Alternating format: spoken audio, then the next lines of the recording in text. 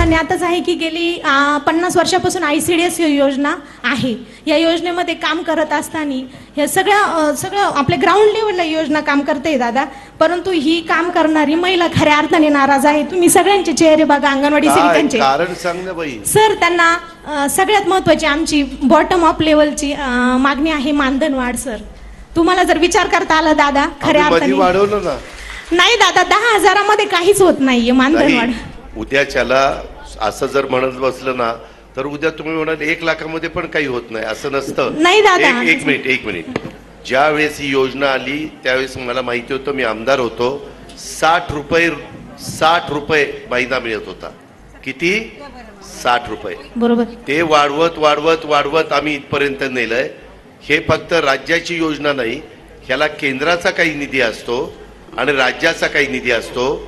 ह्याच्यामध्ये काम किती तास असतं? 5 तास आहे दादा, अर्धवेळ काम असतं. म्हणजे अर्धवेळेला 10,000 रुपये, म्हणजे पूर्ण वेळेला 20,000 रुपये असल्यासारखं आहे. ती तिचं अर्धवेळ काम करून ती तिचं ते काही विजवणं ते सगळं करून, मी कुठं टाळतोय असं नाही. आम्ही आत्ताच कोतवालांचं वाढवलं, पोलीस पाटलांचं वाढवलं, तुमचं काही वाढवलं. अशा वेगवेगळ्या प्रकारच्या बाबी असतात. आता तुम्ही सांगितलेले आम्ही लक्षात ठेवतो आणि योग्य वेळी त्याच्याबद्दलचा